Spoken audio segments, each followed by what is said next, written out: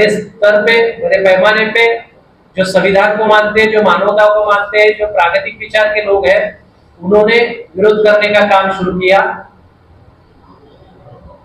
इसी बारे में एक 2-3 दिन पहले जितेंद्र जी आह्वान इन्होंने मनुस्मृति जलाने का जो आंदोलन किया, उसमें कुछ तांत्रिक गलतियों की वजह से डॉक्टर बाबा साहब अम्बेडकर का फोटो फाड़ा गया। उसके खिलाफ में भाजपा आंदोलन कर रही है। बाबा साहब से हम कितना प्यार करते हैं दिखाने का नाटक कर रहे हैं। लेकिन मैं भाजपा से और आरएसएस से कहना चाहता हूं कि आरएसएस ने 1948 में दिल्ली के जंतर मंतर मैदान पर डॉक्टर बाबा साहब अम्बेडकर का फोटो जलाया था। तब बाबा साहब अम्बेडकर का प्यार कहा गया था, ये आज पूछने की जरूरत है। मुझे लगता है कि जितेंद्र आह्वान जी ने जो आंदोलन किया, उसके पीछे कायदे में एक प्रिंसिपल है जिसको मेंस रिया कहते हैं कि इंटेंशन क्या था। तो उनका इंटेंशन ये था कि शालेय शिक्षण में मनुस्मृति को लागू नहीं करना चाहिए। तो मुझे लगता है कि जो फोटो फाड़ा गया, जो उनसे गलती हुई, उसके लिए उन्होंने माफी मांगी है, लेकिन उस माफी को नजरअंदाज करके उसके प्रति विरोध में भाजपा जिस तरह का आंदोलन कर रही है, तो ये आंदोलन एक ढोंगीपना है। मेन प्रश्न से जनता का लक्ष्य हटाने के लिए कौन सा षड्यंत्र है, उसका भी हम निषेध करते हैं। और मुझे आशा है कि भारत की जनता ये सुज्ञ जनता है, वो इस तरह के षड्यंत्र को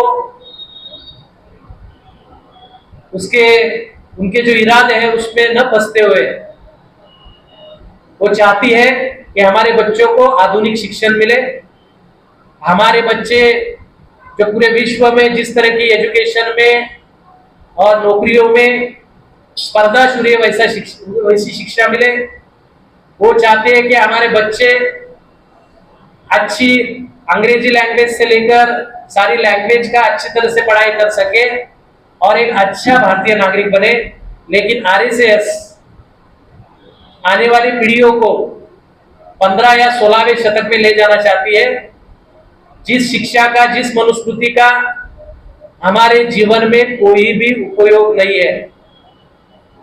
अगर उनको बाबा साहब के बारे में इतना प्यार है तो 1948 में जब आरएसएस ने बाबा साहब का फोटो जलाया तब उनकी भूमिका क्या थी?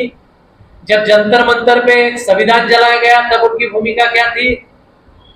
जब कोश्यारी जी जो राज्यपाल थे, पूर्व राज्यपाल, उन्होंने सावित्रीबाई फुले, महात्मा ज्योतिबा फुले के बारे में कहा, तब उनकी सोच क्या थी, उनके विचार क्या थे, तब उन्होंने क्यों निषेध नहीं किया?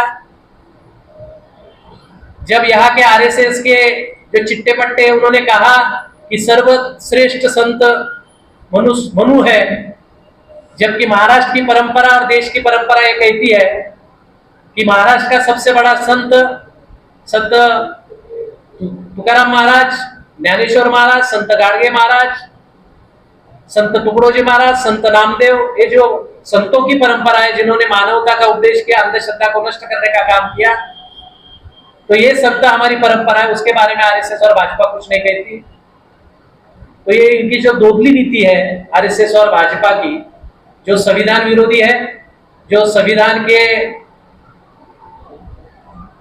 प्रिंसिपल जो मूल तत्व है उसका विरोध करती है, और इस तरह की शिक्षा में धार्मिक ग्रंथों को लागू करना ये संविधान का अवमान है।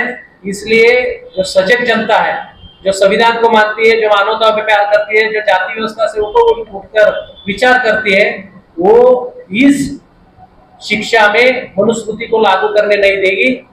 आने वाले समय में हम जितेंद्र आह्वान जी के साथ में खड़े रहेंगे क्योंकि उनका इंटेंशन सही है।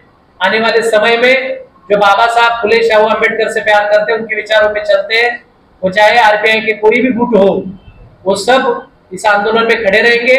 और जिस तरह का प्रति आंदोलन भाजपा ने चलाया, उस प्रति आंदोलन को नष्ट करने का काम, उसको खत्म करने का काम, और भाजपा की जो सही आरएसएस की सोच है उसको उजागर करने का काम आने वाले समय में Republican party of India secular और तमाम प्रागतिक जो उदार मतवादी सोच रखते हैं, जो संविधान को मानते हैं, ऐसे सारे लोग इकट्ठा होकर इस तरह का जो भाजपा का आरएसएस का षड्यंत्र है कि शिक्षा में धार्मिक शिक्षण लाया जाए, उसका हम मुंह तोड़ विरोध करेंगे, उसका जोड़ तोड़ से विरोध करेंगे और इस तरह की पॉलिसी लागू करने से भाजपा को रोकेंगे। अगर जितेंद्र आव्हाड की जगह किसी और पार्टी के नेता ने इस तरह का काम किया तो आपकी भूमिका क्या होगी? देखो, कोई भी तांत्रिक अगर इस तरह की गलती कोई करता है और उसकी माफी मांगता है तो हम उसके इंटेंशन को देखेंगे। इसलिए मैंने कहा कि कायदे में मेंस रिया का एक प्रिंसिपल है कि आंदोलन करने के पीछे उनका हेतु क्या था, उस हेतु को देखो, उसके इंटेंशन को देखो। उनका इंटेंशन था कि शिक्षा में मनुस्मृति लागू नहीं होनी चाहिए, तो कुछ गलतियां कार्यकर्ता की वजह से, उनकी वजह से होगी, उसके लिए उन्होंने माफी मांगी है। तो मुझे लगता है कि सबसे बड़ा अहम इश्यू है शिक्षा में मनुस्मृति को लागू न करना, ना कि बाबा साहब के बारे में उन्होंने क्या किया और पोस्टर में उनकी क्या